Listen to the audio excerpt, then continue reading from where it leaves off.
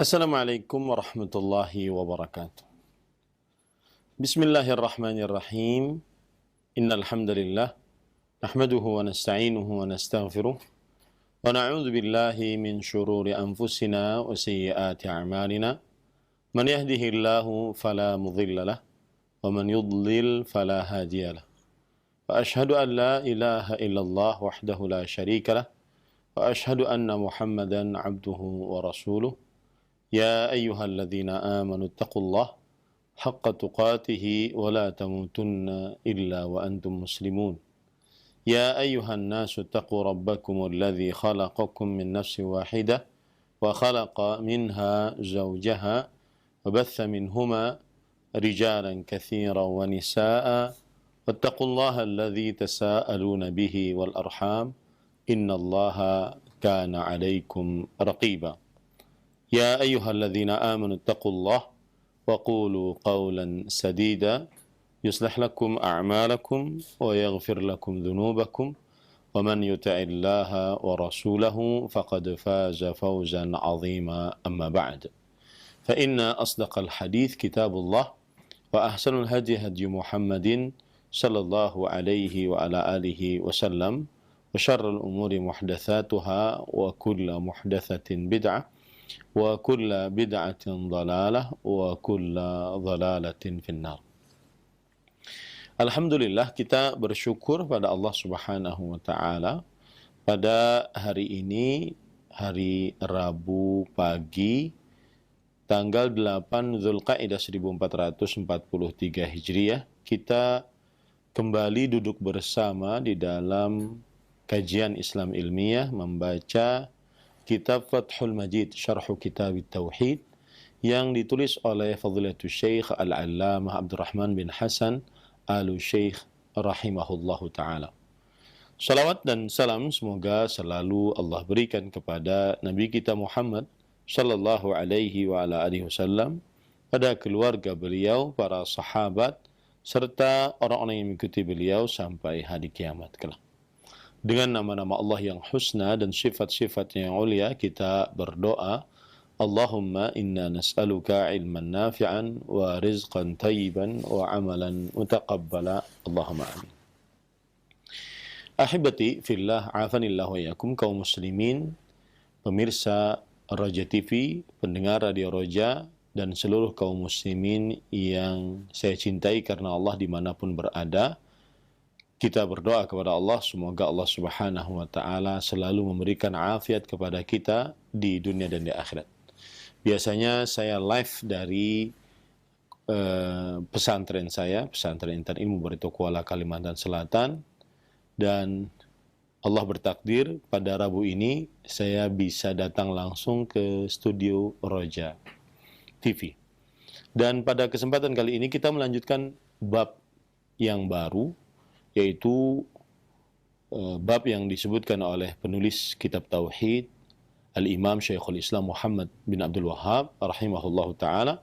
Beliau berkata, Babu la yudhbahu lillahi fi makanin yudhbahu fihi li ghairillah. Bab ke-11, dilarang menyembelih binatang dengan niat karena Allah di tempat yang dipergunakan untuk menyembelih binatang bukan karena Allah Subhanahu wa ta'ala. Dan ahibati fillah, afanillah wa iyyakum, kalau kita perhatikan, maksud dari bab ini adalah penjelasan tentang haramnya menyembelih binatang, entah itu onta, sapi, kambing, ayam, kuda, atau apa saja hewan-hewan yang disembelih untuk dikonsumsi. Penjelasan tentang haramnya menyembelih binatang dengan niat karena Allah, tetapi tempatnya di tempat yang pernah disembelih hewan untuk selain Allah Subhanahu wa ta'ala. Jadi di sini adalah yang bermasalah yaitu tempatnya. Yang bermasalah yaitu adalah tempatnya. Dan ketika disebutkan la yuzbahu, tidak disembelih. Di sini bisa bermaksud larangan. Ya, artinya babu la yuzbah. Bab dilarang disembelih binatang karena Allah. Ini menunjukkan kepada larangan. Bisa juga dia adalah peniadaan, yaitu nafiyah. Maka berarti dibacanya babu la yuzbahu lillah. Bab tidak ada penyembelihan binatang karena Allah di tempat yang binatang pernah disembelih karena selain Allah Subhanahu wa taala. Jadi larangan bisa dia berbentuk larangan, dia bisa berbentuk peniadaan, ya. Dan para ulama rahimahumullah taala mengatakan an-nafyu a'ammu minan nahi. Peniadaan lebih luas dibandingkan pelarangan. Mengapa demikian? Li'anna nafya aslun yatadhammanun nahyu wa ziyadah. Karena yang namanya peniadaan itu adalah asal, mencakup larangan dan tambahan. Jika seseorang meniadakan sesuatu, maka ini berarti lebih lagi daripada hanya sekedar dilarang. Kenapa? Karena an-nafyu yatadhammanun nahyu. Karena yang namanya peniadaan mengandung pelarangan juga. Ya, jadi peniadaan lebih umum dibandingkan pelarangan. Dan para ikhwan yang dirahmati oleh Allah Subhanahu wa taala,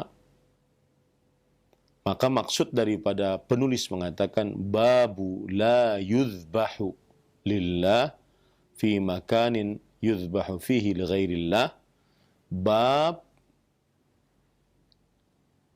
tidak ada penyembelihan binatang karena Allah di tempat yang disembelih untuk selain Allah. Itu yang dimaksud dan itu yang kita kuatkan pendapatnya. Setiap kali ada la, bisa bermakna larangan, bisa bermakna peniadaan. Dan peniadaan lebih dalam maknanya dibandingkan pelarangan. Saya beri contoh misalkan bedanya antara pelarangan dengan peniadaan ya. Misalkan la ta'kul, jangan kamu makan. Ya, jangan kamu makan. Kemudian itu berarti pelarangan. Kalau peniadaan berarti la ahada ya'kul atau la akla. Tidak ada makan. Tidak ada makan. Ini peniadaan. Kalau ini pelarangan, jangan kamu makan. Ini peniadaan, la akla. Tidak ada makan. Berarti peniadaan mengandung kepada pelarangan. Nah, sama kita katakan tadi, la yuzbah lillah. Yang artinya tidak disembelih binatang karena Allah di tempat yang disembelih binatang karena selain Allah. Itu pelarangan. Tapi kalau kita katakan la yuzbahu lillah fi makanin yuzbahu fihi li ghairillah. Tidak ada penyembelihan binatang karena Allah di tempat yang disembelih untuk selain Allah. Ini menunjukkan bahwasanya peniadaan, dan peniadaan lebih dalam dibandingkan pelarangan. Karena peniadaan asalnya dan mengandung larangan. Peniadaan asal dan mengandung larangan. Taib. Ahibati fillah, a'afanillah wa iyyakum. Kaum muslimin, para pemirsa Raja TV, para pendengar Radio Raja, dan seluruh kaum muslimin yang saya cintai karena Allah. Semoga Allah Subhanahu wa taala selalu memberikan afiat kepada kita di dunia dan di akhirat. pengharaman penyembelihan untuk selain Allah, pengharaman penyembelihan binatang untuk Allah, tetapi di tempat yang pernah hewan disembelih di sana untuk selain Allah, ini disebabkan karena dua perkara. Yang pertama adalah menyerupakan diri dengan kebiasaan orang-orang musyrik. Karena di situ menyerupakan diri dengan kebiasaan orang-orang musyrik. Ini yang terlarang. Mengapa dilarang menyembelih binatang meskipun karena Allah, tetapi di tempat yang pernah disembelih binatang bukan karena Allah, karena menyerupakan diri dengan kebiasaan orang-orang musyrik. Yang kedua adalah sadduz dzari'ah al-mufdhiyah ila syirk, yaitu menutup celah untuk melakukan kesyirikan.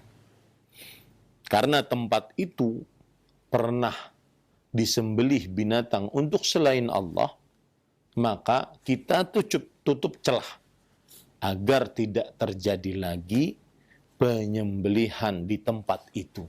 Sehingga tidak terjadi lagi penyembelihan binatang meskipun niatnya karena Allah, tetapi pernah di tempat tersebut disembelih binatang yang bukan karena Allah. Maka kita tutup celah.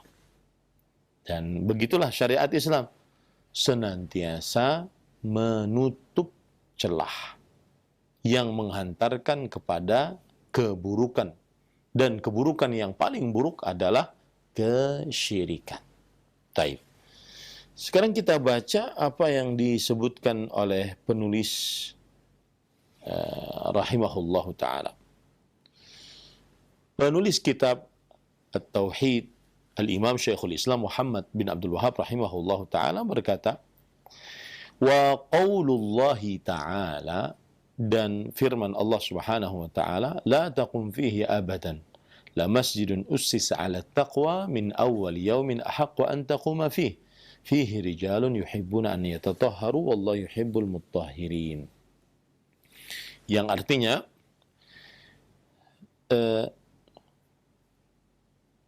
firman Allah subhanahu wa ta'ala, janganlah kamu sholat dalam masjid itu selama-lamanya. Nah, kalau kita perhatikan di dalam asli kitab tauhidnya, yang disebutkan oleh penulis hanya itu saja, tidak lebih. Hanya penggalan ayat dari surat At-Taubah ayat 108. La taqum fihi abadan. Janganlah kamu bersolat di dalam masjid itu selama-lamanya. Tapi karena di dalam kitab Fathul Majid itu disebutkan, lihat di layar bisa disebutkan secara lengkap, maka saya artikan sesungguhnya masjid yang didirikan atas dasar takwa, dalam tanda kurung Masjid Quba, sejak hari pertama adalah lebih baik, lebih patut bagi engkau wahai Muhammad sallallahu alaihi wasallam salat di dalamnya. Di dalamnya ada orang-orang yang ingin membersihkan diri, dan Allah Subhanahu wa taala menyukai orang-orang yang bersih. Surat At-Taubah ayat 108. Taib. Itu dalil yang dibawakan penulis kitab tauhid, yaitu Syekhul Islam Muhammad bin Abdul Wahhab rahimahullahu taala. Apa yang disebutkan oleh penulis kitab Fathul Majid syarhu kitab tauhid? Beliau mengatakan, qauluhu babu la yuzbahu lillah bibakan yuzbahu fihi li ghairillah. Perkataan penulis Al-Imam Syekhul Islam Muhammad bin Abdul Wahhab rahimahullah, tidak disembelih untuk Allah di tempat disembelih binatang di dalamnya untuk selain Allah. La nafiyah wa yahtamilu annaha linnahi wa huwa azharu. Yang artinya la di sini maksudnya adalah peniadaan. Sebagaimana saya katakan tadi, dan mengandung dua, yaitu untuk peniadaan dan untuk larangan. Dan ini yang lebih terlihat jelas bahwasanya ketika penulis mengatakan tidak ada penyembelihan binatang, itu menunjukkan kepada larangan, terlarang menyembelih binatang untuk Allah di tempat yang pernah disembelih binatang untuk selain Allah Subhanahu wa taala. Itu maksudnya. Ya, jadi yahtamilu annaha linnahi wa huwa adhhar. Dan yang dimaksud di sini adalah untuk larangan, peniadaan untuk larangan. Baik. Kemudian penulis kitab Fathul Majid, Syekh Al-Allamah Abdurrahman bin Hasan Al-Syekh rahimahullah menyebutkan qauluhu wa qaulullahi ta'ala la taqum fihi abadan. Firman Allah Subhanahu wa taala yang dibawakan di sini surah At-Taubah ayat 108, janganlah kamu berdiri di dalamnya untuk salat selama-lamanya. Al-ayah. Surah At-Taubah ayat 108. Qala al-mufassirun inna Allah ta'ala naha rasulahu 'anis salati fi masjidid dirar. Yang artinya orang-orang dari para ahli tafsir menyebutkan bahwasanya Allah Subhanahu wa taala melarang rasulnya untuk sholat di masjidid dirar. Apa itu masjidid dirar? Para ikhwah yang dirahmati oleh Allah Subhanahu wa taala, Masjid Dirar adalah masjid yang dibangun oleh orang-orang munafik untuk menyaingi Masjid Nabawi. Dan para ulama mengatakan kullu masjidin bunya limadharratil muslimin wa adhiyatihim. Setiap masjid yang dibangun untuk membahayakan kaum muslimin dan menyakiti kaum muslimin, ya. Dan para ulama mengatakan termasuk daripada masjid dirar adalah ma bunya minal masajidi riya'an wa sum'ah. Termasuk dari masjid dirar adalah masjid yang dibangun karena riya, karena ingin berbangga-bangga. Taib. Para ikhwan yang dirahmati oleh Allah Subhanahu wa taala, Imam Al-Qurtubi berkata, perhatikan, qala ulama'una wa kullu masjidin bunya ala dhirarin aw riya'in fahuwa fi hukmi masjidid dharar la tajuzu salatu fihi. Para ulama kita berkata, setiap masjid yang dibangun di atas bahaya dan karena riya serta sum'ah. Riya ingin dilihat orang agar dipuji, sum'ah ingin didengar orang agar dipuji. Maka dia adalah dalam hukum masjid dirar. Tidak boleh sholat di dalamnya. Taib. Kemudian para ikhwan dirahmati Allah, Al-Qasimi rahimahullah berkata, Dallatil ayatu على أن كل مسجد بني على ما بني عليه مسجد الضرار أنه لا حكم له ولا حرمة ولا يصح الوقف عليه وقد حرق الراضي بالله كثيرا من المسجد الباطنية والمشبهة والمجبرة وسبل بعضها ونقله بعض المفسرين. Masjid Dirar, ayat ini menunjukkan bahwasanya setiap masjid yang dibangun di atasnya seperti yang dibangun di atas Masjid Dirar, maka dia tidak ada hukum masjid padanya, tidak ada hak kehormatannya, tidak boleh sholat di dalamnya. Dan ada pemimpin kaum muslim pada waktu itu, Ar-Radhi Billah, telah membakar kebanyakan dari masjid-masjid yang seperti ini, seperti masjid kaum batiniyah, masjid kaum musyabbihah yang menyerupakan Allah dengan makhluknya, kaum mujabbirah yang mengatakan bahwasanya manusia tidak mempunyai kekuatan sama sekali, semua yang digerakkan oleh manusia itu adalah pergerakan Allah Subhanahu wa taala. Ini dikatakan oleh para ahli tafsir, kata Imam Al-Qasimi rahimahullah.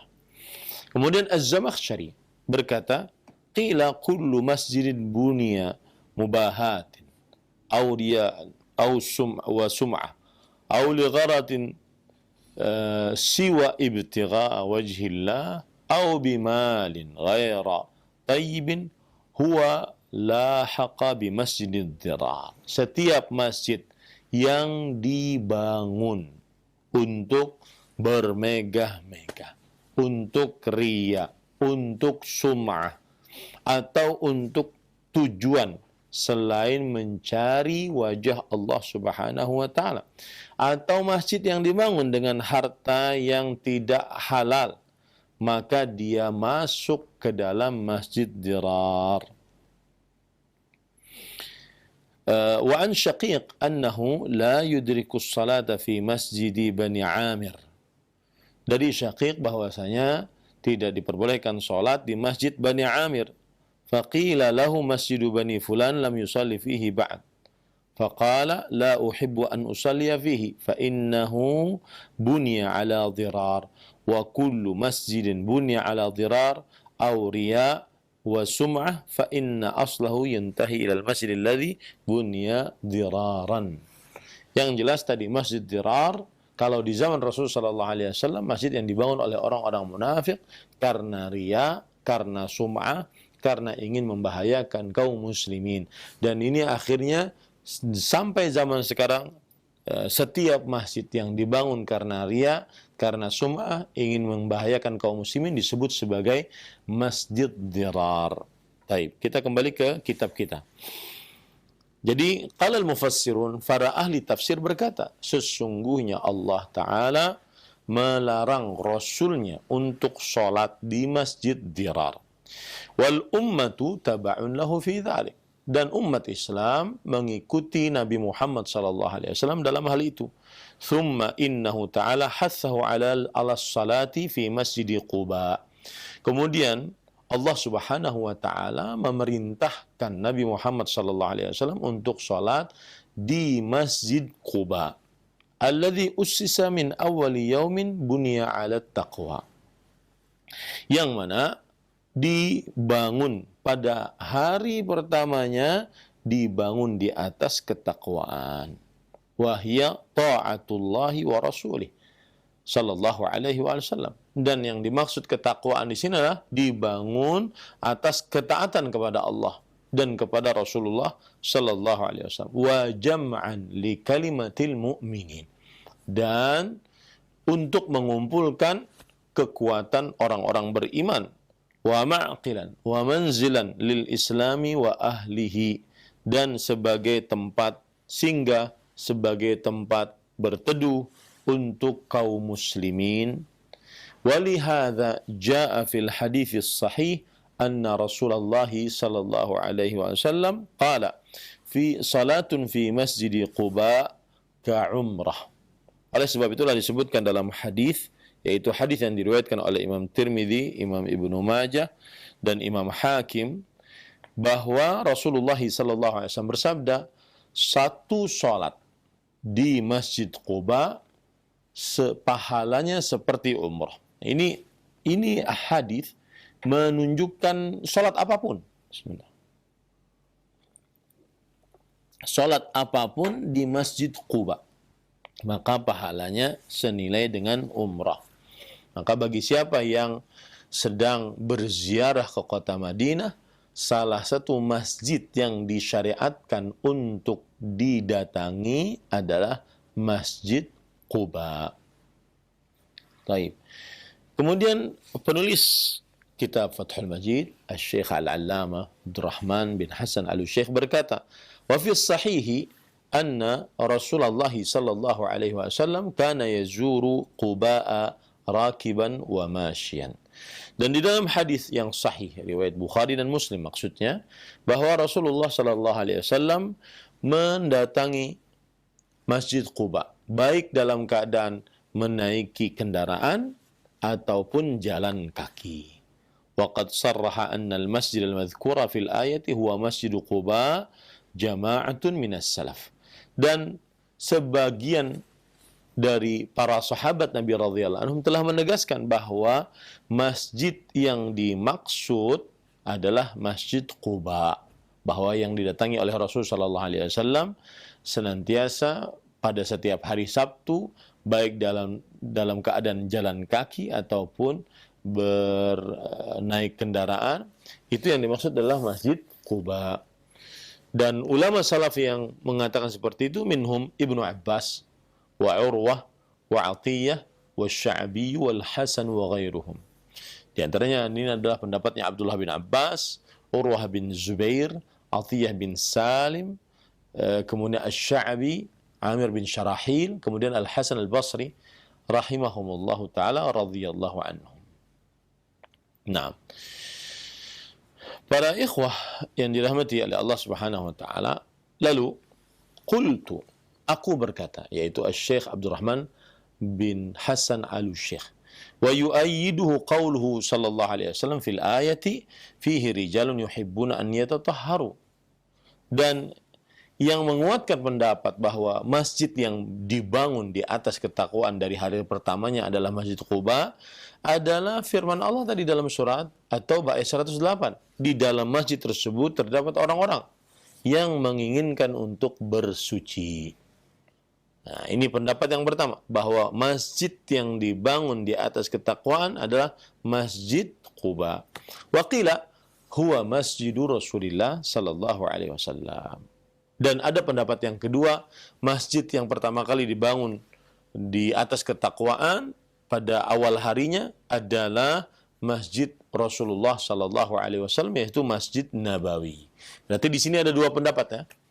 Masjid yang dibangun dari dari hari pertamanya di atas ketakwaan adalah Masjid Quba, itu pendapat. Yang kedua Masjid Nabawi.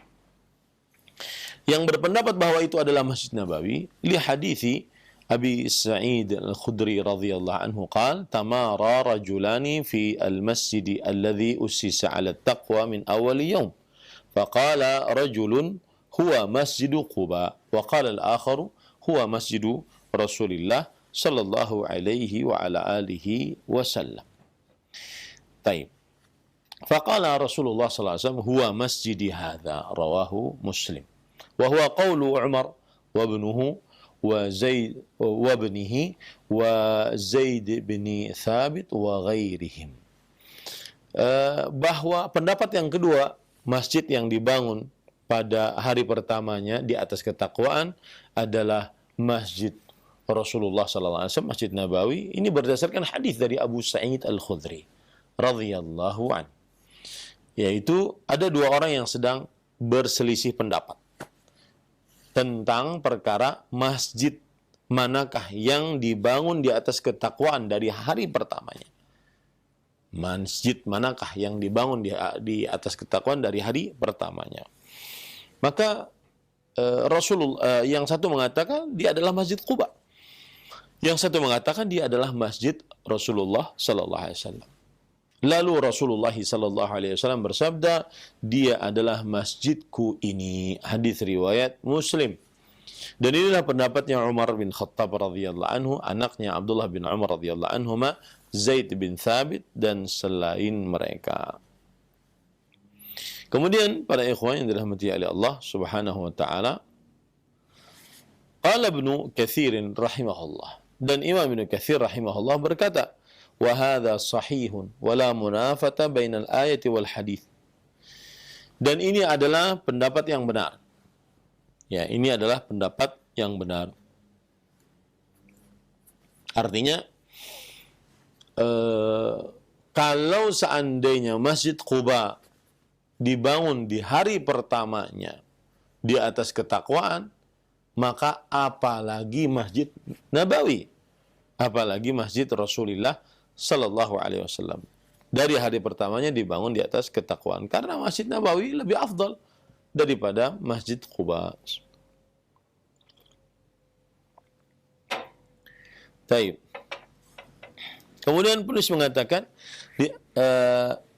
fa masjidu Rasulillah sallallahu alaihi wasallam bi tariqil aula wa huwa wa hadha bi khilafi masjidid dhirar alladhi ussisa ala ma'siyatillah. Jika Masjid Quba telah dibangun di atas ketakwaan dari hari pertama, maka Masjid Rasul sallallahu alaihi wasallam lebih utama dibangun di atas ketakwaan dari hari pertama. Ya, dan ini berbeda dengan Masjid Dirar yang dibangun di atas kemaksiatan kepada Allah Subhanahu wa taala. Baik. Para ikhwah yang dirahmati oleh Allah Subhanahu wa taala, saya akan sebutkan tentang beberapa perkataan para ulama tentang Masjid Quba ini. Ya. Tadi yang saya sudah sebutkan bahwasanya Masjid Quba adalah masjid yang pertama dibangun di kota Madinah. Dan dia adalah Masjid Bani Amr bin Auf. Masjid Bani Amr bin Auf. Jadi masjid itu di tengah-tengah keturunan Amr bin Auf. Kemudian para ikhwan yang dirahmati oleh Allah, para ulama berbeda pendapat tentang apakah Masjid Quba adalah masjid yang disebutkan dalam surah At-Taubah ayat 108, masjid yang dibangun di atas ketakwaan dari hari pertamanya.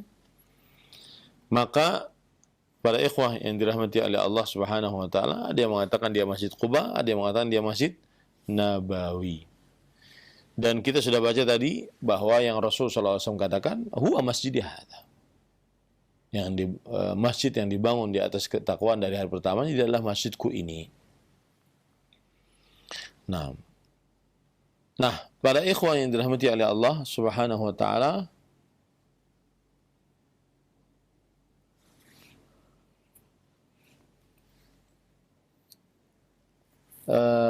pendapat yang lebih kuat adalah digabungkan antara Masjid Quba dan Masjid Nabawi.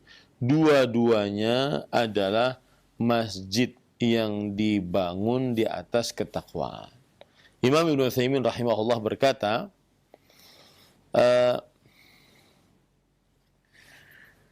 wal masjidan, dua masjid, An-Nabawi wal Qubai, kilahuma ussisa ala taqwa min awal yawm. Dua masjid, Masjid Nabawi dan Masjid Quba, kedua-duanya dibangun di atas ketakwaan dari hari pertama. Masjid Quba min awal yaumin nazala fihi Rasul sallallahu alaihi wasallam Quba. Masjid Quba adalah dibangun di atas ketakwaan dari hari pertama Rasul sallallahu alaihi wasallam singgah di Quba. Sedangkan Masjidul Madinah min awal yaumin wasala Nabi sallallahu alaihi wasallam ila Madinah. Dan Masjid Madinah, Masjid Nabawi adalah dibangun di atas ketakwaan dari hari pertamanya Nabi Muhammad sallallahu alaihi wasallam sampai ke kota Madinah. Fakilahuma usisa min awal yaum. Yang artinya, dan kedua-dua masjid ini berarti dibangun di atas ketakwaan dari hari pertamanya. Lakin la syakka anna al-Masjid al-Nabawi afdalu. Tetapi tidak diragukan lagi bahwa Masjid Nabawi lebih afdal dibandingkan Masjid Quba. Lihada kana Rasul sallallahu alaihi wasallam yaj'alu yaum al-jum'ah lil Masjid an-Nabawi wa yaum as-sabt li Masjid Quba. Oleh sebab itulah Nabi Muhammad SAW menjadikan kebiasaan beliau di hari Jumat beliau di Masjid Nabawi, di hari Sabtu beliau di Masjid Quba. فإذا تيسر لك أن تزور قباء كل يوم سبت راقبا أو راجلا بحسب ما تيسر لك وتخرج من بيتك متطهرا وتصلي فيه ما شاء الله فهو خير. Maka jika mudah bagimu untuk berziarah ke Masjid Quba setiap hari Sabtu, baik naiki kendaraan ataupun berjalan kaki sesuai dengan kemudahan yang kau miliki, keluar dari rumahmu dalam keadaan bersuci, kemudian kamu sholat di dalamnya sesuai dengan takdir Allah untukmu sholat, maka itu adalah baik. Maka itu adalah baik. Kemudian para ikhwan yang dirahmati oleh Allah Subhanahu wa taala,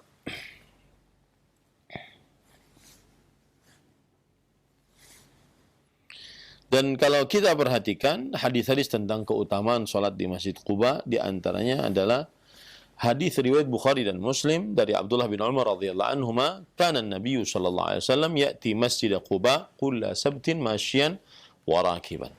Adalah Nabi Muhammad sallallahu alaihi wasallam datang ke Masjid Quba setiap Sabtu dalam keadaan berjalan kaki ataupun naik kendaraan.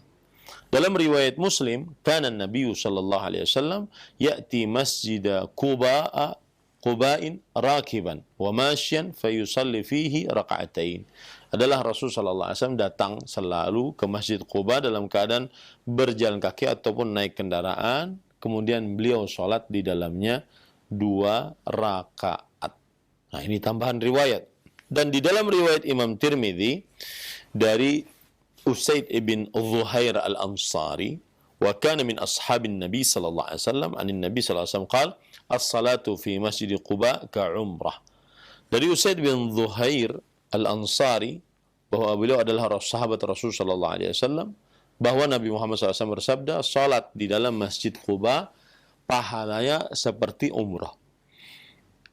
Kemudian dari riwayat Imam An-Nasai dari Sahal bin Hunayf radhiyallahu an, Rasulullah sallallahu alaihi wasallam bersabda, "Man kharaja hatta ya'tiya hadzal masjid, Masjid Quba, fayusalli fa shalla fihi kana lahu adla umrah." Barang siapa yang keluar dari rumahnya sampai dia mendatangi masjid ini, yaitu Masjid Quba, lalu dia salat di dalamnya, maka senilai dengan pahala umrah. Nah, ini para ikhwah yang dirahmati oleh Allah Subhanahu wa ta'ala.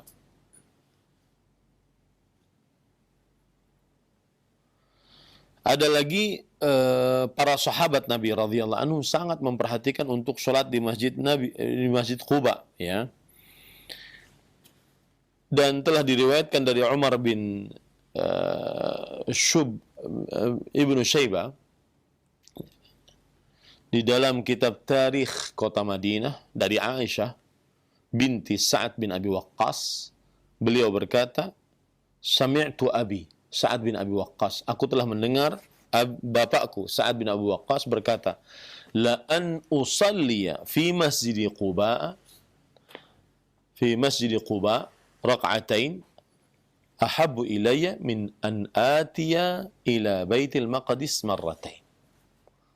Sungguh aku sholat di Masjid Quba 2 rakaat lebih aku sukai dibandingkan aku mendatangi Masjid Baitul Maqdis. Aku mendatangi Masjid Baitul Maqdis 2 kali. Sungguh aku sholat di Masjid Quba 2 rakaat lebih aku sukai dibandingkan aku mendatangi Baitul Maqdis, Masjidil Aqsa 2 kali. Lau ya'lamuna ma fi Quba la darabu ilaihi akbadul ibil. Kalau seandainya mereka mengetahui keutamaan Masjid Quba dan sholat di dalamnya, maka niscaya mereka berlomba-lomba menunggangi onta untuk pergi ke Masjid Quba.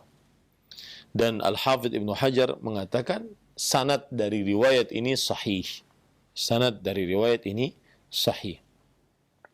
Kemudian disebutkan dalam kitab Musannaf Abdul Razzaq bahwa Umar bin Khattab berkata, "Lau kana Masjidu Quba fi afaq la darabna ilaihi akbadul madhi." Kalau seandainya Masjid Quba itu ada di ujung dunia, sungguh kami akan menaiki onta-onta kami agar bisa mendatanginya. Nah, ini menunjukkan bagaimana keutamaan Masjid Quba dan perhatian para sahabat Nabi radhiyallahu anhum untuk mendatangi Masjid Quba. Taib. Kemudian para ikhwan yang dirahmati oleh Allah Subhanahu wa taala, lalu penulis mengatakan, "Walladzi qala ta'ala kama qala ta'ala walladzina ittakhadhu masjidan diraran أو كفرا مسجدا ضرارا وكفرا وتفريقا بين المؤمنين وإرصادا لمن حارب الله ورسوله من قبل ولا يحلفن إن أردنا إلا الحسنى والله يشهد إنهم لكاذبون. Masjid Rasulullah sallallahu alaihi wasallam lebih utama dibandingkan Masjid Quba, dan ini berbeda dengan Masjid Dirar yang memang dibangun di atas kemaksiatan kepada Allah. Sebagaimana firman Allah dalam surat At-Taubah ayat 107. Yaitu, dan di antara orang-orang munafik adalah orang yang mendirikan masjid untuk menimbulkan kemudaratan pada orang-orang beriman, untuk kekafiran, untuk memecah belah antara orang-orang beriman, serta menunggu kedatangan orang-orang yang telah memerangi Rasulullah Sallallahu Alaihi Wasallam sejak dahulu. Mereka sesungguhnya bersumpah, kami tidak menghendaki selain kebaikan, dan Allah menjadi saksi bahwa sesungguhnya mereka itu adalah pendusta dalam sumpahnya. Nah, itu Masjid Dirar yang disebutkan oleh Allah Subhanahu wa taala untuk memerangi Allah dan Rasulnya, kemudian untuk mengadakan kekufuran, untuk memecah belah kaum muslimin. فَلِهَذِهِ الْأُمُورِ نَهَى اللَّهُ نَبِيَّهُ عَنِ الْقِيَامِ فِيهِ لِلصَّلَاةِ. Oleh sebab hal inilah Allah Subhanahu wa taala melarang nabinya untuk salat di dalamnya. Wa kana alladhina banawhu ja'u ila an-nabi sallallahu alaihi wasallam qabla khurujihi ila ghazwati Tabuk fasa'aluhu an yusalliya fihi wa annahum innama banawhu lid-du'afa wa ahli al-illah fil lailati syatiyah. Dan orang-orang yang membangun Masjid Dirar, mereka mendatangi Rasulullah sallallahu alaihi wasallam sebelum Nabi Muhammad SAW pergi ke peperangan Tabuk. Mereka meminta kepada Nabi Muhammad SAW untuk sholat di Masjid Dirar tersebut. Dan sesungguhnya mereka tidak membangun, mereka hanya membangunnya untuk orang-orang lemah, orang-orang yang miskin pada malam yang sangat dingin. Faqala inna ala safar walakin idza raja'na insyaallah. Dan Nabi Muhammad SAW bersabda, kita mau bepergian, nggak bisa kita sholat di sini. Ya, nggak bisa kita sholat di masjid ini karena saya mau untuk berperang, perang Tabuk. Tetapi jika kami sudah pulang dari perang, insya Allah kita sholat di masjid tersebut. Falamma qafala alaihi salam raji'an il Madinah wa lam yabqa bainahu wa bainaha illa yawm aw ba'duhu nazala al-wahyu bi khabaril masjid faba'atha ilaihi fahadamahu qabla qudumihi ila al-Madinah. Dan ketika Nabi Muhammad SAW sudah mau pulang dari Tabuk menuju kota Madinah dan tidak tersisa jarak antara beliau kecuali 1 hari ataupun setengah hari, maka turunlah wahyu untuk memberitahukan tentang kabar Masjid Dirar tersebut. Lalu Rasulullah SAW mengutus pasukan untuk menghancurkan Masjid Dirar tersebut sebelum Nabi Muhammad SAW datang ke kota Madinah. Nah, itu cerita dari Masjid Dirar. Ya. Taib, penulis mengatakan wajhu munasabatil ayat ditarjamah. Nah, sisi hubungan ayat ini dengan bab, apa hubungannya? Ya. Bab kita tadi apa? Tidak ada penyembelihan binatang karena Allah disembelih di tempat yang pernah hewan disembelih untuk selain Allah. Apa hubungannya dengan jangan kamu sholat di dalam Masjid Dirar? Ya. Nah, dijelaskan oleh penulis kitab Fathul Majid. Annal mawadhi'al mu'iddata lidzabhi li ghairillah yajibu ijtinabu dzabhi fiha lillah. Bahwa tempat yang disediakan untuk menyembelih binatang untuk selain Allah wajib dijauhi untuk menyembelih binatang karena Allah Subhanahu wa taala. Kama annal masjida lama uidda li ma'siyatillah sara mahallu ghadab li ajli dhalik fala tajuzu salatu fihi lillah wa hadha qiyasun sahih yu'ayyiduhu hadithu Thabit ibni Ad-Dhahhak al-Ati. Yang artinya bahwa tempat-tempat yang disediakan untuk menyembelih hewan untuk selain Allah wajib dijauhi, ya, untuk menyembelih di dalamnya karena Allah. Wajib dijauhi, tidak boleh menyembelih hewan meskipun karena Allah di dalam tempat yang sudah disembelih hewan untuk selain Allah.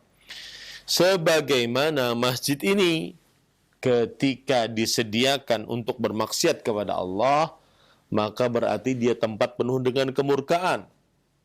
Ya.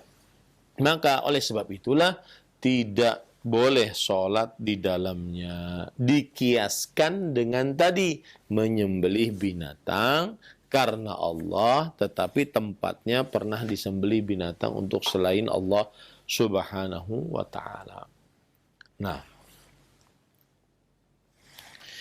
kemudian penulis mengatakan, para ikhwan yang dirahmati oleh Allah Subhanahu wa ta'ala, fihi rijalun yuhibbuna an yatatahharu. Di dalam ayat tadi disebutkan, di dalam masjid itu ada orang-orang yang menyukai untuk membersihkan diri. Rawal Imam Ahmadu wa Ibnu Khuzaimah wa ghairuhuma min Uwaim ibni Sa'idah al-Ansari radhiyallahu an anna an-nabiy sallallahu alaihi wasallam atahum fi masjid Quba faqala inna Allah qad ahsana alaikum الثناء بالطهور في قصة مسجدكم. Yang artinya di dalam riwayat Imam Ahmad ini sekarang menceritakan siapa orang-orang yang menginginkan bersuci di Masjid Quba tersebut. Diriwayatkan oleh Imam Ahmad dan Imam bin Khuzaimah dan selain mereka berdua dari Uwaim bin Sa'idah al-Ansari. Beliau meriwayatkan bahwa Nabi Muhammad SAW mendatangi mereka di Masjid Quba. Lalu beliau bersabda, sesungguhnya Allah telah berbuat baik kepada kalian, yaitu memuji kalian dengan bersuci. Ya. Fama hadha tuhur alladhi tatahharuna bih. Kesucian apa yang kalian bersuci dengannya? Nah, ini. Kesucian apa yang kalian bersuci dengannya? Faqalu wallahi ya Rasulullah ma na'lamu syai'an illa annahu kana lana jiranun minal yahud fakanu yaghsiluna adbarahum minal gha'id faghasalna kama ghasalu. Wallahi ya Rasulullah, kami tidak mengetahui apa-apa. Mengapa Allah menyebut kami sebagai orang-orang yang menyukai membersihkan diri? Kami tidak mengetahui apa-apa wahai Rasulullah. Cuma bahwa kami mempunyai tetangga dari kaum Yahudi. Lalu mereka, tetangga tersebut dari kaum Yahudi ini, membasuh dubur-dubur mereka dari buang air besar. Lalu kami pun basuh sebagaimana mereka membasuh. Wa fi riwayatin an Jabir wa Anas huwa dzakum fa'alaikumuhu. Itulah sebabnya dalam riwayat Imam Jabir dan Anas, itulah sebabnya, maka hendaknya kalian lakukan hal itu juga. Hadis riwayat Imam Ibnu Khuzaimah, Imam Ibnu Hatim dan Imam Ad-Daruqutni rahimahumullah ta'ala. Jadi yang dimaksud fihi rijalun yuhibbuna an yatatahharu, di dalam masjid tersebut ada orang-orang yang menginginkan untuk bersuci. Ya, menginginkan untuk bersuci. Kenapa mereka disebut sebagai orang yang bersuci? Karena mereka membasuh dubur-dubur mereka saat buang air besar. Kemudian di dalam ayat disebutkan wallahu yuhibbul mutahhirin. Dan Allah Subhanahu wa taala menyukai orang-orang yang bersuci. Qala Abu Aliyah rahimahullah berkata, inna tuhura bil ma'i li lahasan. Sesungguhnya bersuci dengan air baik. Walakinnahumul mutatahhiruna minadz-dzunub. Tetapi yang disebutkan dalam ayat, ya innallaha yuhibbul mutatahhir wallahu yuhibbul mutahhirin, maksudnya adalah suci dari dosa. Suci dari dosa. Wa fihi itsbatu sifatil mahabbah khilafan lil asy'ariyah wa nahwihim. Dan di dalam hadis ini terdapat penetapan sifat cinta yang dimiliki oleh Allah Subhanahu wa taala, berbeda dengan orang-orang Asy'ariyah dan yang semisalnya.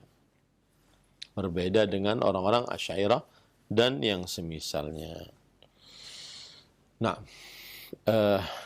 kemudian penulis setelah itu, jadi kalau kita perhatikan pada hadis ini, ya, pada hadis ini bahwa yang menjadi inti pendalilannya adalah kata-kata la taqum, yaitu tidak ada solat di Masjid Dirar yang dijadikan sebagai orang-orang munafik untuk tempat perkumpulan bermaksiat kepada Allah Subhanahu wa taala. Demikian pula semua tempat yang disiapkan untuk menyembelih untuk selain Allah, karena dia adalah disiapkan untuk bermaksiat, maka diharamkan menyembelih di sana meskipun untuk Allah Subhanahu wa taala. Nah, baik, sudah jam 9, kita masuk kepada sesi pertanyaan. Karena kalau kita lanjutkan maka akan panjang, ya, masih ada beberapa dalil yang disebutkan. Atau kita lanjutkan? Bisa dilanjutkan? Lanjut ya. Baik. Kita lanjutkan hadis yang atau dalil yang kedua, yaitu hadis Rasul sallallahu alaihi wasallam. Qala musannifu kitab at-tauhid al-Imam Syekhul Islam Muhammad bin Wahab rahimahullah taala, musannif kitab tauhid berkata, wa an Thabit bin Dhahhak radhiyallahu anhu qala nadhara rajulun an yanhara ibilan bi Buwanah fasa'ala an-nabiy sallallahu alaihi wasallam faqala hal kana fiha wathan min awthanil jahiliyyati yu'bad qalu la قال فهل كان فيها عيد من أعيادهم قالوا لا قال رسول الله صلى الله عليه وسلم أوفي بنذرك فإنه لا وفاء لنذر في معصية الله ولا فيما لا يملك ابن آدم رواه أبو داود وإسناده على شرطهما. Dari Thabit bin Dhahhak radhiyallahu anhu, beliau menuturkan, ada seorang yang bernazar akan menyembelih seekor unta di Buwanah. Lalu beliau bertanya, orang itu kepada Nabi Muhammad SAW. Nabi pun bertanya, apakah di tempat itu pernah ada salah satu dari berhala-berhala jahiliyah yang disembah? Para sahabat menjawab, tidak. Beliau bertanya lagi, dan apakah di tempat itu pernah dilaksanakan salah satu perayaan hari raya mereka? Mereka menjawab, tidak. Maka Rasulullah SAW bersabda, penuhilah nazar itu, karena sesungguhnya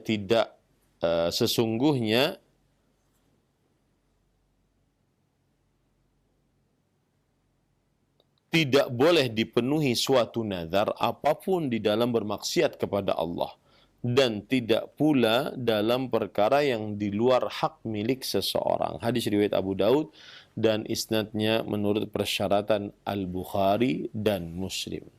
Taib. Kita pelajari hadis ini apa yang disebutkan oleh penulis. Jadi sebelum saya lanjutkan, yang kita sudah sebutkan tadi adalah dalil pertama, ya. Dalil pertama. Surah Taubah ayat 108 tentang diharamkannya menyembelih binatang meskipun karena Allah di tempat yang disembelih binatang untuk selain Allah Subhanahu wa taala. Dan sekarang kita mempelajari dalil yang kedua. Penulis berkata, An Thabit ibn Dhahhak bin Khalifah al-Ashhali, sahabiyun masyhur, bahwa Thabit bin Dhahhak bin Khalifah al-Ashhali, beliau adalah sahabat Nabi yang sangat terkenal.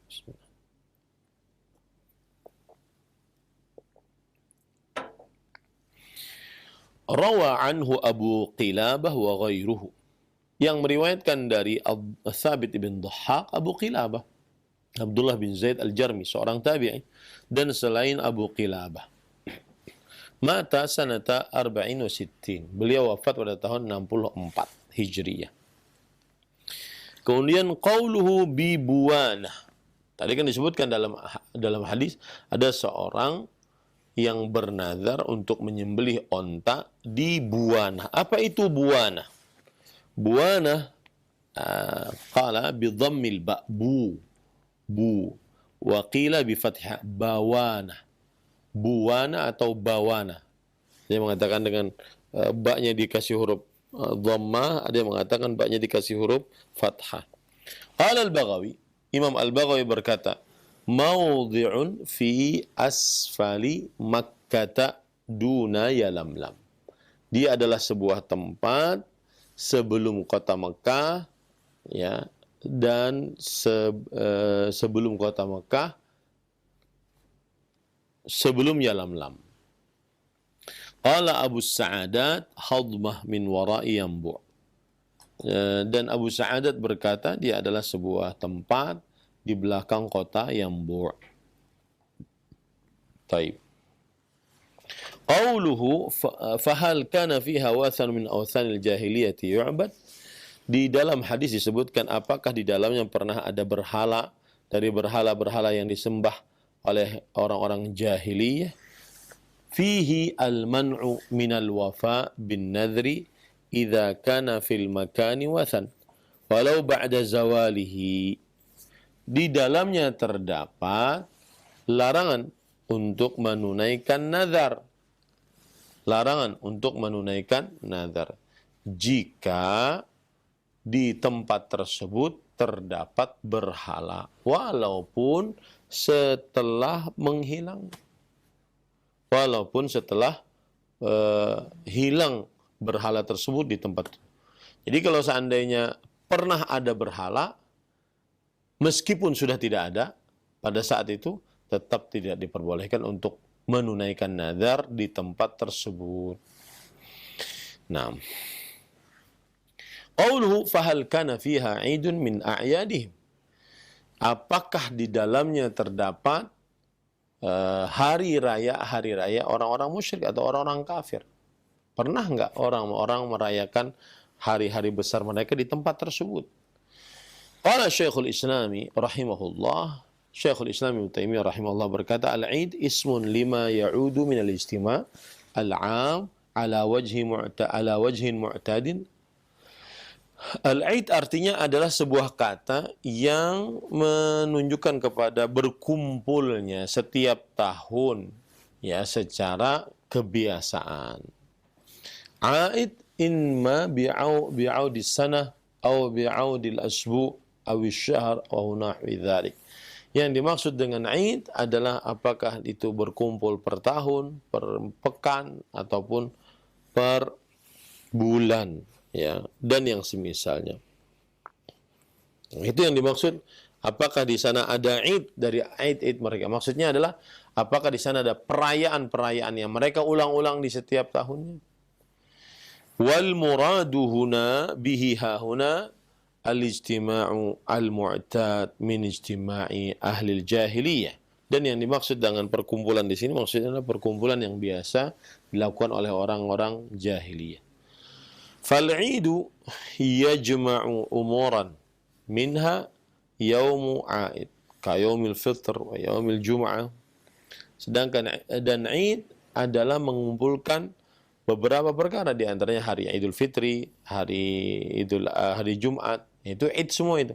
Karena diulang berkumpulnya setiap pekan, setiap tahun. Wa minha ijtima'un fihi, dan di dalamnya terdapat juga berkumpul di dalam tempat tersebut. Wa minha a'malun tattabi'u dzalika minal ibadat wal 'adat. Taib. Dan di antaranya juga adalah amalan-amalan yang mengikuti hal tersebut dari ibadah-ibadah dan juga kebiasaan-kebiasaan. Waqad yakhtassul 'idu bimakanin bi'ainihi. Waqad yakunu mutlaqan. Dan al-'id khusus di sebuah tempat, ya, dan juga bisa secara umum. Wa kullun min hadhil umur qad yusamma idan, dan setiap dari perkara ini adalah perkara id. Jadi dia bisa waktu, bisa tempat, gitu ya. Faz-zamanu ka qaulin Nabi sallallahu alaihi wasallam fi yaumil jum'ah, inna hadza yaumun qad ja'alahu Allah lil muslimina idan. Dan tentang waktu juga dimasukkan ke dalam id, ya, yaitu seperti sabda Rasulullah SAW pada hari Jumat, sesungguhnya hari ini adalah Allah telah menjadikan untuk kaum muslimin hari id, yaitu hari berkumpul yang diulang-ulang setiap waktu yang telah ditentukan. Wal istima' wal a'mal ka qauli Ibnu Abbas radhiyallahu anhuma syahidtu al-'ida ma'a Rasulillah sallallahu alaihi wasallam. Dan juga untuk berkumpul dan juga berbuat sebagaimana perkataan Abdullah bin Abbas, aku pernah menyaksikan Id bersama Rasulullah sallallahu alaihi wasallam. Wal makan, untuk juga bisa tempat. Faqala Nabi sallallahu alaihi wasallam, la tattakhidhu qabri 'idan. Janganlah kalian jadikan kuburanku sebagai Id, yaitu tempat yang diulang-ulang untuk didatangi. Ya, yang diulang-ulang untuk didatangi. Waqad yakunu lafdhul 'idi isman li majmu'il yaum wal 'amal fihi wa huwa al-ghalib. Dan kadang lafaz 'id, ya, 'id adalah sebuah nama untuk perkumpulan hari atau perkumpulan bekerja di dalamnya, dan ini yang banyak dilakukan ataupun dimaknai dengan itu. Kaqaulin Nabi sallallahu alaihi wasallam, da'huma ya Abu Bakar fa inna likulli qaumin 'idan. Seperti sabda Rasul sallallahu alaihi wasallam yang mengatakan, biarkan dua anak kecil budak wanita tersebut, wahai Abu Bakar, yang sedang bernyanyi, sesungguhnya setiap umat itu memiliki Aidnya, yaitu hari mereka berkumpul di dalamnya. Nah, taib. Para ikhwan yang dirahmati oleh Allah Subhanahu wa taala, jadi yang sudah kita pelajari tadi adalah bahwa Nabi Muhammad SAW setelah bertanya, apakah di sana ada berhala, orang-orang musyrik, orang-orang kafir? Maka orang yang ingin bernazar di Buana ini mengatakan tidak ada. Taib. Apakah di sana ada Id, orang-orang musyrik, orang-orang kafir pernah dilakukan? Ya. Nah, baru tadi disebutkan bahwa yang dinamakan Id di sini ada macam-macam maksudnya. Ada tempat, ada waktu, ada perbuatan, ada ucapan. Yang jelas dia adalah ucapan atau perbuatan yang diulang-ulang setiap waktunya di tempat tertentu juga Id, ya. Nah, kemudian penulis mengatakan, qala al-musannifu wa fihi istifsalul mufti wal man'u min al-wafa'i bin nadri bima kana 'idil jahiliyah walau ba'da zawalih. Dan di dalamnya terdapat perincian orang yang ingin berfatwa dari orang yang minta fatwa. Jadi orang yang ingin berfatwa boleh saja dia meminta dirincikan pertanyaan-pertanyaannya sehingga apa yang dia jawab itu jelas. Dan di dalam hadis ini juga larangan untuk menunaikan nazar di tempat kebiasaan kaum jahiliyah melakukan Id di dalamnya. Meskipun sudah tidak ada lagi Id tersebut. Ya, meskipun sudah tidak ada lagi Id tersebut. Taib. Kemudian setelah itu, para ikhwan yang dirahmati oleh Allah Subhanahu wa taala, lalu penulis mengatakan, qultu wa fihi saddudz dzari'ah wa tarku musyabahatil musyrikin wal man'u mimma huwa wasilatun ila dzalik. Dan di dalam larangan ini terdapat penutup sarana untuk menghantarkan kepada kesyirikan dan meninggalkan menyerupai orang-orang musyrik, dan pelarangan dari apa yang merupakan sarana ini adalah menunjukkan bahwa dilarang untuk mengerjakan hal yang menghantarkan kepada kesyirikan. Taib. Qauluhu aufi binadhrik. Ucapan Nabi Muhammad SAW dalam hadis, tunaikanlah, penuhilah nazarmu. Wa hadha yadul ala anna adh-dhabha lillah fil makan alladhi yudhbahu fihi al-musyrikin li ghairillah ay fi mahalli ayadihim ma'siyah. Ini menunjukkan bahwasanya menyembelih karena Allah di tempat yang disembelih di dalamnya orang-orang musyrik untuk selain Allah, yaitu ini adalah tempat ibadah mereka. Ya, tempat ibadah mereka. Dan mengikutinya adalah maksiat. Lianna qawlahu sallallahu alaihi wasallam awfi binadhir ta'qibun lil wasfi bil hukmi bil fa' wa dzalika yadullu ala anna al wasfa sababul hukm fayakunu sababul amri bil wafa' khuluhu min hadainil wasfain. Dan karena sabda Rasulullah SAW, tunaikan nazarmu, ini adalah sebagai bentuk tanggapan atas sifat terhadap hukum dengan fa. Maksudnya setelah ditanya macam-macam baru Nabi Muhammad SAW fa'aufi binadhik, tunaikan. Apakah pernah ada berhala di tempat tersebut? Tidak ada. Apakah pernah ada perayaan-perayaan hari raya orang kafir di tempat tersebut? Tidak ada. Maka aufi binadhik. Baru setelah itu datang hukumnya, datang perintahnya. Nah, ini menunjukkan para ikhwah yang dirahmati oleh Allah Subhanahu wa taala bahwa hukum tersebut datang setelah sifatnya ada dan sifatnya sesuai dengan petunjuk Rasul sallallahu alaihi wasallam.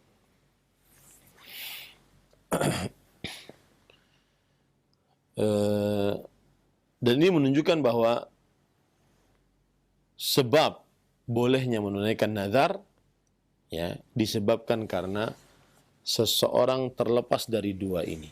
Tidak ada berhalanya, kemudian tidak ada tempat orang-orang musyrik di dalamnya. Melakukan hari raya mereka.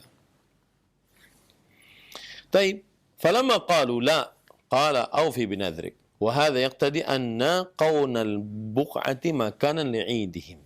Maka ketika mereka mengatakan tidak ada wahai Rasulullah, di sana tidak ada berhala, di sana tidak ada hari raya orang kafir, orang musyrik, maka Nabi Muhammad SAW mengatakan kalau begitu tunaikan, penuhi nazarmu.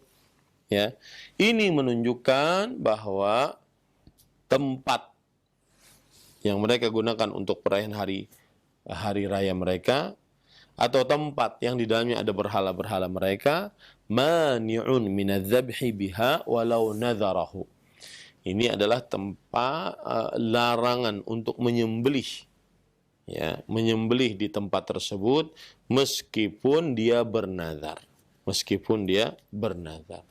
Jadi dua syaratnya, tidak ada berhala di tempat tersebut, tidak ada kebiasaan hari raya orang musyrik di tempat tersebut dikerjakan. Nah, ini yang dikatakan oleh Syekhul Islam Ibnu Taimiyah rahimahullah. Qauluhu fa innahu la wafa'a linadhirin fi ma'siyatillah. Di dalam hadis disebutkan tidak ada penunaian nazar apapun dalam perihal bermaksiat kepada Allah Subhanahu wa taala. Dalilun ala anna hadza nadharu ma'siyah li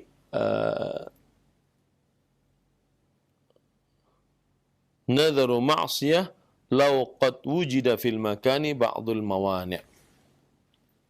Yang artinya ini menunjukkan bahwa itu adalah nazar maksiat. Karena ada penghalang-penghalang untuk nazar tersebut dilakukan. Wa ma kana min nadhri ma'siyah fala yajuzul wafa'u bihi bi ijma'il ulama. Dan apabila itu adalah nazar maksiat, maka tidak diperbolehkan untuk menunaikannya dengan ijma' para ulama. Jadi kalau ada orang bernazar ingin minum khamar kalau sudah sembuh, kalau ada orang bernazar ingin berjudi kalau sudah kaya, kalau ada orang bernazar ingin berzina kalau sudah mau menikah, maka ini tidak diperbolehkan karena tidak boleh menunaikan nazar kecuali dengan di dalam perihal maksiat. Dan ini kesepakatan para ulama rahimahumullah ta'ala. Taib. Kemudian, waqtalafu hal tajibu fihi kaffaratu yamin. Nah, Kalau seandainya ada orang bernazar maksiat, lalu tidak dikerjakan, apakah bayar kafarat atau tidak? Ini permasalahan lain. Jadi, para ulama berijma' tadi tidak boleh bernazar dalam melakukan maksiat. Ya. Kalau terjadi juga nazar di dalam maksiat, ya, kemudian dia tidak boleh untuk mengerjakannya, apakah dia tetap bayar kafarat atas sumpahnya tadi atau tidak? Ada qaulain, ada dua pendapat. Huma riwayatan an Ahmad. Dan kedua-duanya adalah riwayat dari Imam Ahmad rahimahullah. Ahadihima tajibu wa huwa al-madhhab. Yang pertama adalah wajib tetap bayar kafarat bagi nazar maksiat yang tidak dikerjakan. Dan ini adalah pendapat madhab. Hadis riwayat dari Abdullah bin Mas'ud, Abdullah bin Abbas.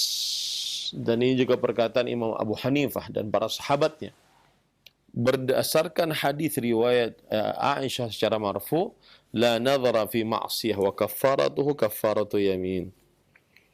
Artinya tidak ada nazar di dalam perihal bermaksiat kepada Allah, dan kafaratnya kalau seandainya nazar maksiatnya tidak bisa dikerjakan, berarti tetap dia harus bayar kafarat. Kafaratnya adalah kafarat untuk bersumpah. Jadi kalau ada orang bersumpah kemudian dia tidak melaksanakan sumpahnya, maka dia bayar kafarat. Nah, begitu juga kalau ada orang bernazar tidak melaksanakan nazarnya, maka dia bayar kafarat. Rawahu Ahmadu wa ahlus sunani wa ihtijja bihi Ahmadu wa Ishaq. Dan inilah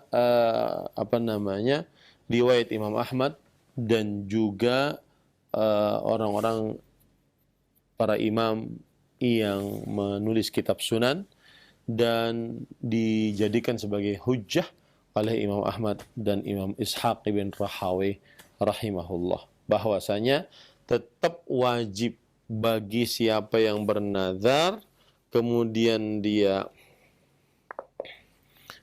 bernazarnya dalam maksiat, maka tidak boleh dikerjakan nazarnya, tetapi tetap wajib bayar kafarat. Tetap wajib bayar kafarat. Wasani la kafarata alaihi. Dan pendapat yang kedua, tidak ada kafarat. Nazar maksiat tidak bisa dikerjakan, tetapi tidak ada kafarat. Nah, ini terjadi dua pendapat. Wa rawa dzalika atau ruya dzalika an Masruq wasy'abi wasyafi'i li haditsil bab.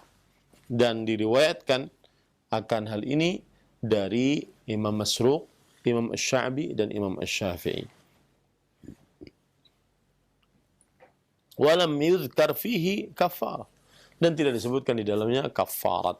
Wa jawabuhu annahu dzakara al-kafarah fil hadits al-mutaqaddim wal mutlaq yuhmalu 'ala al-muqayyad. Dan jawaban atas pendapat yang kedua ini bahwasanya ada penyebutan kafarat di dalam hadis yang sebelumnya, dan yang umum dibawakan kepada yang khusus. Yang umum dibawakan kepada yang khusus. Qauluhu wala fima la yamliku ibnu Adam. Dan di dalam hadis disebutkan bahwa tidak boleh bernazar dengan apa yang tidak dimiliki oleh anak manusia. Tidak sanggup untuk memberikan, tidak sanggup untuk mengerjakannya. Maka ini tidak boleh untuk melakukan nazar tersebut. Qala fi syarh al-masabih, yakni idza adhafa an-nadhra ila mu'inin la yamlikuhu bi an qala in syafa Allahu maridi falillahi alayya an u'tika abda fulanin wa nahwa dhalik. Fa amma idza iltazama fi dhimmati syai'an yang qala in syufiya maridi falillahi alhamdu alayya an u'tiqa raqabah wa huwa fi tilka al-hal la yamlikuha wala qimatuha fa idza syufiya mariduhu thabata dzalika fi dhimmatihi. Intinya begini, bahwa ketika Rasulullah SAW mengatakan tidak boleh bernazar untuk sesuatu yang tidak disanggupi, maka disebutkan dalam kitab Syarh Masabih bahwasanya jika seorang bernazar untuk sesuatu tertentu yang dia tidak sanggupi, seperti dia mengatakan, jika Allah menyembuhkan penyakitku, maka saya mempunyai kewajiban terhadap Allah untuk menyembelih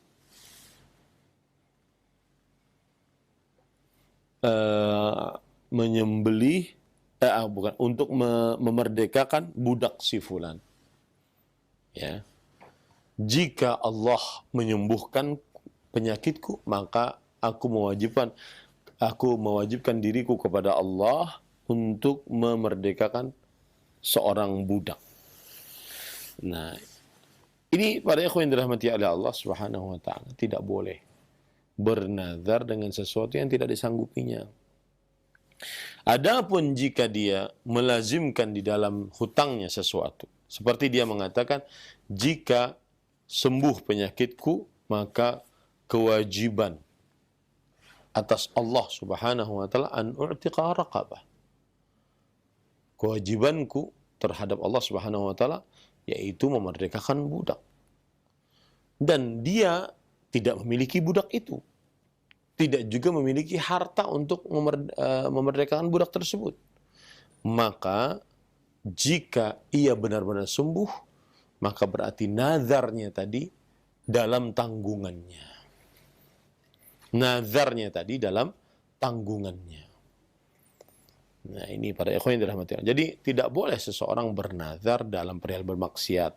Tidak boleh seseorang bernazar dalam perihal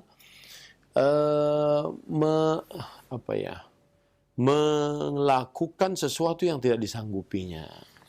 Kalau seandainya dia bernazar untuk melakukan sesuatu yang tidak disanggupinya, lalu ternyata terjadi, maka hutang bagi dia atas nazarnya tersebut, dan dia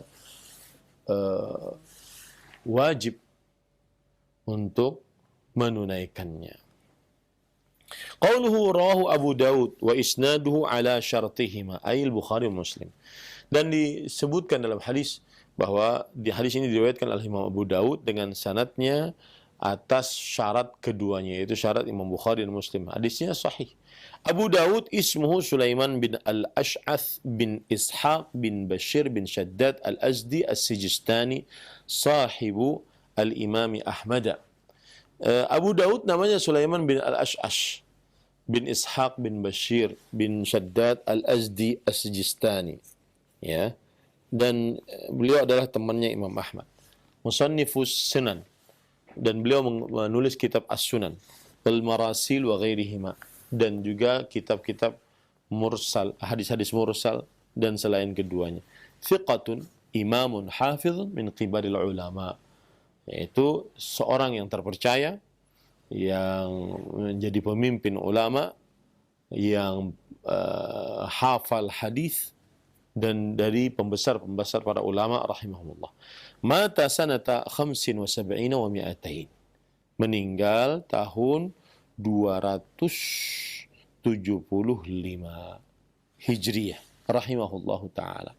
Jadi intinya para ikhwah yang dirahmati oleh Allah, hadis tadi ada mengandung beberapa permasalahan, ya. Hadis yang barusan saya bacakan, ada seorang yang bernazar ingin menyembelih onta di daerah Buana. Lalu Nabi Muhammad SAW bertanya, apakah di sana ada berhala? Apakah di sana ada perayaan-perayaan? Nah, ini syaratnya.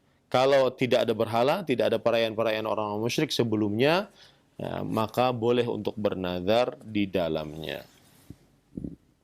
Taib. Kemudian para ikhwan yang dirahmati oleh Allah,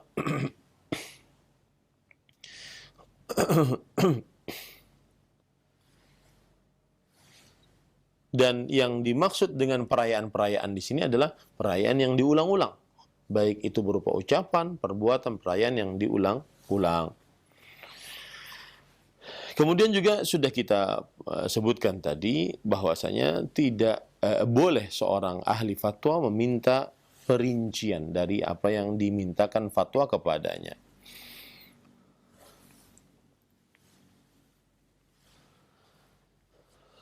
Baik, kemudian kita sebutkan juga bahwasanya mengapa tidak diperbolehkan untuk bernazar di tempat yang ada berhalanya, di tempat yang pernah dirayakan perayaan orang-orang kafir di dalamnya. Maka jawabannya untuk menutup celah agar tidak melakukan kesyirikan. Yang kedua, menutup celah untuk tidak menyerupakan diri dengan orang-orang musyrik. Kemudian para ikhwan yang dirahmati oleh Allah Subhanahu wa taala, di dalam penjelasan tadi juga bahwa boleh menunaikan nazar di sebuah tempat, ya, asalkan terlepas dari dua hal. Yang pertama yaitu tempat yang ada dalam berhala, di dalamnya berhala. Yang kedua, tempat yang pernah terjadi perayaan hari raya orang-orang musyrik.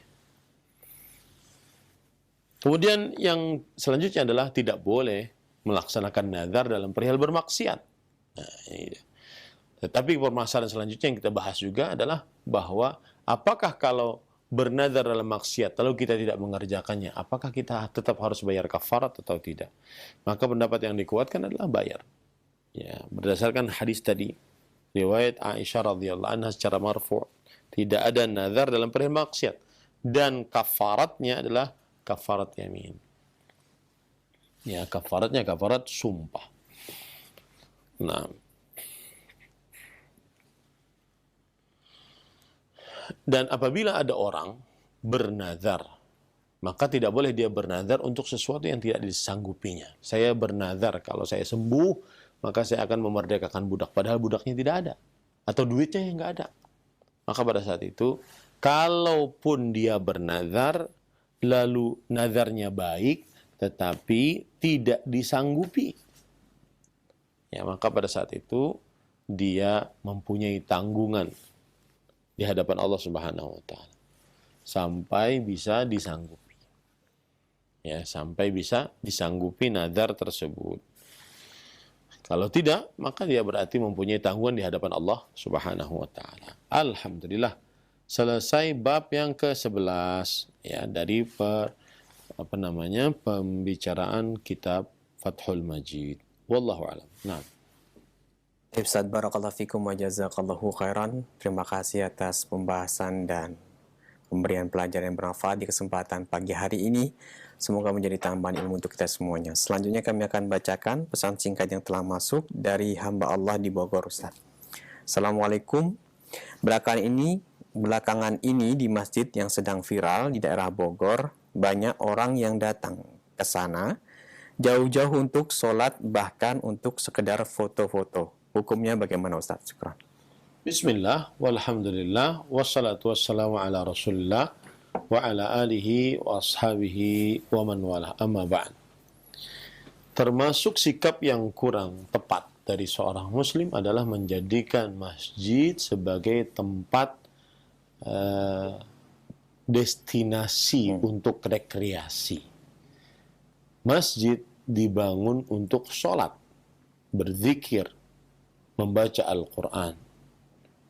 Nabi Muhammad sallallahu alaihi wasallam pernah bersabda, sesungguhnya masjid ini dibangun untuk sholat, berzikir, berdoa, dan membaca Al-Quran. Saya bacakan hadis yang menunjukkan akan hal itu, bahwa Nabi Muhammad sallallahu alaihi wasallam pernah bersabda, "Inna hadhil masajida la tasluhu li syai'in min hadzal baul wal qadar, innama hiya li dzikrillah azza wa jalla was salati wa qiraatil Qur'an."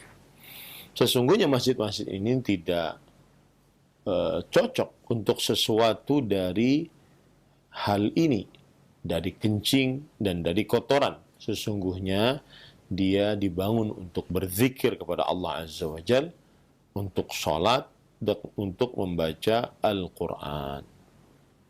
Hadis riwayat Imam Muslim. Dan begitu juga dalam hadis yang lain riwayat Imam Muslim, Rasul sallallahu alaihi wasallam bersabda, "Majtama'a qaumun fi baitin min buyutillah yatluna kitab Allah wa yatadarasuna bainahum illa nazalat alaihimus sakinah wa ghasyiyatuhumur rahmah wa haffathumul malaikah wa dzakarahumullahu fi man indah." Tidaklah berkumpul suatu kaum di dalam rumah dari rumah-rumah Allah Subhanahu wa taala, membaca Al-Quran di dalamnya, mempelajarinya di antara mereka, melainkan ketenangan akan turun. Kemudian rahmat akan meliputi mereka. Para malaikat berkumpul mengelilingi mereka. Dan Allah menyebutkan mereka di hadapan para malaikat.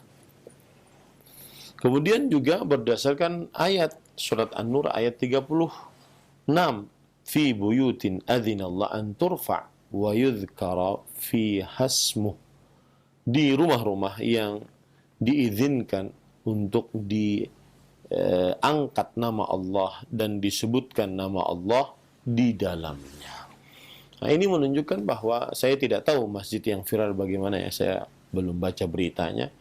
Saya tidak tahu, tetapi dari pertanyaan tadi, kalau masjidnya digunakan untuk hanya sekedar berfoto, hanya sekedar untuk destinasi rekreasi, maka ini tidak tepat. Dan bukan untuk itu masjid dibangun. Wallahu a'lam. Nah. Baik, Ustaz. Pertanyaan berikutnya dari Saudara Adnan di Jelengsi. Assalamualaikum, Ustaz. Ustaz, baru-baru ini baru viral di dunia medsos tentang naiknya biaya masuk destinasi sebuah tempat wisata di mana ingin melestarikan kebudayaan. Yang menjadi pertanyaan, bagaimana hukumnya seorang muslim atau Islam, orang yang beragama Islam, mendatangi tempat-tempat seperti itu yang sudah jelas digunakan untuk beribadah orang yang beragama lain? Baik. Bismillah, walhamdulillah, wassalatu wassalamu ala rasulillah wa ala alihi wa ashabihi wa man wala. Ahibbati fillah, afanillah wa ayakum, kaum muslimin yang saya cintai karena Allah. Semoga Allah Subhanahu wa ta'ala selalu memberikan afiat kepada kita di dunia dan di akhirat.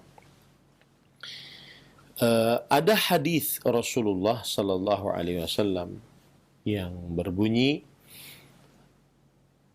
hadis riwayat Bukhari dan Muslim, la tushaddu rihal illa ila thalathati masajid. Tidak boleh bersusah-susah bepergian dalam rangka ibadah kecuali kepada 3 masjid. Al-Masjidil Haram wa Masjid Hadza wal Masjidil Aqsa. Masjid Al-Haram di kota Mekah, masjidku ini di kota Madinah, dan Masjid Al-Aqsa di Palestina. Berdasarkan hadis ini, seseorang tidak diperbolehkan dalam rangka ibadah berpergian bersusah-susah kecuali ke 3 masjid ini saja. Nah, adapun seseorang pergi ke tempat-tempat ibadah orang-orang musyrik, orang-orang kafir selain yang beragama Islam tentunya, maka para ulama memakruhkan masuk ke dalam gereja-gereja kaum Nasrani, kemudian biara-biara kaum selain Islam,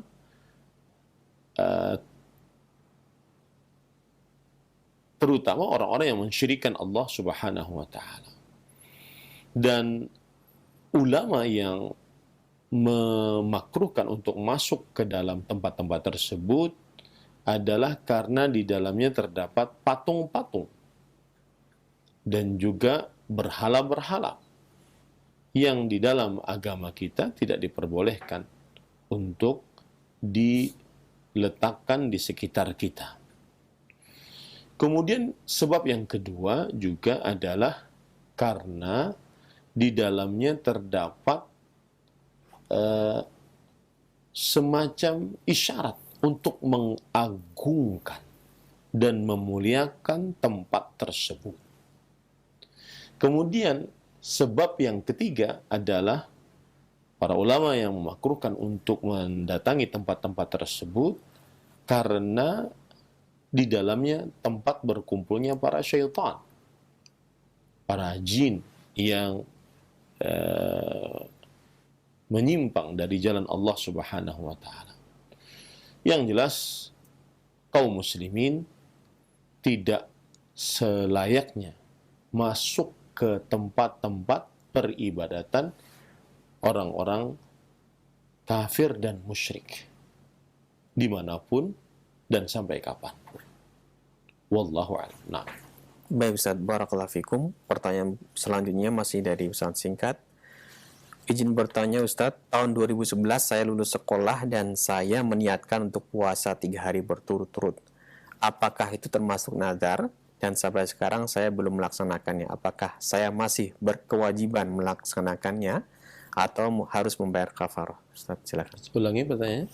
Tahun 2011 saya lulus sekolah dan saya meniatkan kalau lulus puasa 3 hari berturut-turut. Baik. Bismillah, walhamdulillah, wassalatu wassalamu ala rasulillah wa ala alihi wa sahbihi wa man wala. Amma ba'd. Harus dipahami tentang nazar. Nazar itu, para ikhwan yang dirahmati oleh Allah Subhanahu wa taala, adalah ijabu al-mukallaf nafsahu, mewajibkan seorang hamba, mewajibkan pada dirinya sesuatu yang tidak diwajibkan oleh Allah Subhanahu wa taala. Seorang hamba mewajibkan sesuatu yang tidak diwajibkan dalam syariat Islam. Itu namanya nazar. Taib. Ketika seorang berniat, kalau saya lulus sekolah saya akan berpuasa 3 hari. Apakah ini termasuk daripada nazar? Maka niat beda dengan nazar. Nazar itu dia mengucapkan, saya bernazar. Jika saya lulus sekolah, saya akan berpuasa 3 hari. Nah, berarti dia mewajibkan puasa 3 hari pada dirinya, padahal puasa tersebut tidak diwajibkan dalam syariat Islam.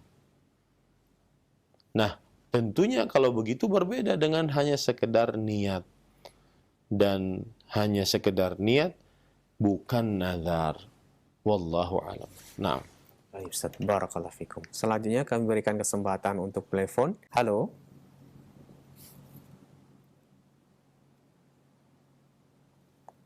Belum tersambung Ustaz, kami bacakan pesan singkat dari Rahmat di Cilengsi bertanya, apakah kuburan yang berada di luar bangunan masjid tetapi berada di dalam pagar masjid, apakah hal itu termasuk masjid yang ada kuburannya dan tidak boleh dikerjakan sholat di dalamnya Ustaz? Silakan.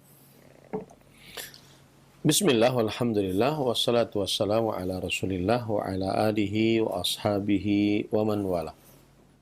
Apa hukum sholat di masjid yang bertetanggaan dengan kuburan? Kuburannya ada di dalam pagar masjid, tetapi tidak di dalam bangunan masjid. Maka perhatikan baik-baik para ikhwan yang dirahmati oleh Allah Subhanahu wa taala, termasuk yang sudah dimaklumi berdasarkan dalil-dalil syar'i yang sahih bahwa al-qabru wal masjidu la yajtami'an. Kuburan dan masjid tidak bisa dikumpulkan selamanya fi dinil Islam. Al-qabru wal masjidu la yajtami'ani abadan fi dinil Islam. Kuburan dan masjid tidak dikumpulkan selamanya ya di dalam agama Islam. Dan para ikhwan yang dirahmati oleh Allah Subhanahu wa taala, oleh karena itu apabila ada kuburan di dalam pagar masjid, meskipun tidak di dalam kuburan, di dalam bangunan masjid, maka wallahu alam pendapat yang dikuatkan adalah tetap tidak diperbolehkan sholat di dalam masjid tersebut. Mengapa demikian? Karena Nabi Muhammad SAW dan para sahabat, para khulafaur rasyidin tidak pernah memasukkan kuburan Nabi Muhammad SAW ke dalam masjid, ya, ke dalam masjid. Berkata Syekhul Islam Ibnu Taimiyah, wa kanat ala ahdi al-khulafa'ir rasyidin was sahabati hujratuhu kharijah anil masjid. Dan kamar Aisyah radhiyallahu anha yang merupakan kuburan Rasul sallallahu alaihi wasallam di zaman para khalifah Rashidah dan di zaman para sahabat itu di luar masjid. Walam yakun bainahum wa bainahu illal jidar. Dan tidak ada jarak antara masjid dengan kuburan Nabi Muhammad SAW kecuali dinding saja. Kecuali dinding saja. Maka di zaman Abu Bakar belum ada perluasan. Di zaman Umar bin Khattab tahun ke-17 Hijriah perluasan Masjid Nabawi. Itu perluasannya arah kiblat yaitu arah selatan. Kemudian arah barat. Kemudian arah utara. Sedangkan arah timur ada kuburan Rasulullah SAW. Di zaman Uthman bin Affan perluasannya pada tahun ke-29 di arah selatan, arah barat, arah utara. Tidak ada perluasan pada arah timur karena di samping itu ada kuburan Nabi Muhammad sallallahu alaihi wasallam. Kemudian terus berlanjut kekhalifahan Ali bin Abi Thalib, kemudian Al-Hasan bin Ali bin Abi Thalib, kemudian Muawiyah bin Abi Sufyan, kemudian Yazid bin Muawiyah, baru sampai kepada kekhalifahan Al-Walid bin Abdul Malik, salah satu khalifah dari Bani Umayyah, melakukan perluasan yang mencakup, dan pada saat itu tidak ada dari sahabat Nabi pun yang hidup, mencakup kuburan Nabi dan dua sahabatnya dimasukkan ke dalam masjid. Nah, ini perbuatan tidak bisa dijadikan dalil. Kenapa? Karena para sahabat Nabi tidak ada pada waktu itu dan juga Nabi Muhammad SAW melarangnya. Nah, ini menunjukkan bahwa apabila ada kuburan di dalam pagar masjid, berarti itu masih tanah masjid. Maka pada saat itu diharamkan seseorang untuk sholat di dalamnya menurut pendapat yang lebih kuat. Nanti terjadi ikhtilaf di antara para ulama. Meskipun diharamkan sholat di dalamnya berdasarkan hadis Rasulullah SAW, la'natullah alal yahud wan nasara ittakhadhu qubur anbiya'ihim masajid. Artinya Allah melaknat kaum Yahudi dan Nasrani yang menjadikan kuburan-kuburan Nabi mereka sebagai masjid. Kemudian juga Rasulullah SAW bersabda, la tusallu ilal qubur. Janganlah kalian sholat menghadap ke kuburan. Nah, meskipun diharamkan menurut pendapat yang dikuatkan, maka terjadi ikhtilaf lagi di antara ulama. Kalaupun sholat di dalamnya, di dalam masjid yang di sampingnya kuburan masih satu tanah, ya, ataupun di dalam masjid yang di dalamnya juga ada kuburan, maka terjadi ikhtilaf di antara para ulama. Ada yang mensahihkan sholatnya dan ada yang membatalkan sholatnya. Wallahu alam, batal sholatnya karena an-nahyu yaqtadhil fasad, larangan menunjukkan kepada kerusakan ibadah tersebut. Wallahu alam. Naam. Barakallahu fikum. Nampaknya pertanyaan tadi merupakan terakhir di pertemuan kita. Sebelum kami akhiri mohon ikhtitamnya. Baik, sebagai ikhtitam saya ingin mengulang ringkasan dari bab yang ke-11. Bab yang ke-11 ini menjelaskan keharaman menyembelih untuk Allah di tempat yang pernah disembelih hewan bukan karena Allah.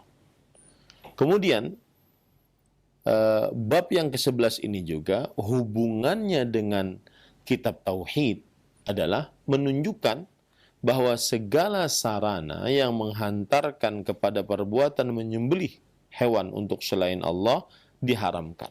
Seperti menyembelih di tempat yang pernah disembelih karena Allah, bukan karena Allah Subhanahu wa taala. Dan seorang muslim apabila menyembelih di tempat yang dipakai oleh orang-orang musyrik, maka ia telah berbuat sama seperti mereka, meskipun kesamaan itu hanya dalam hal lahiriah saja.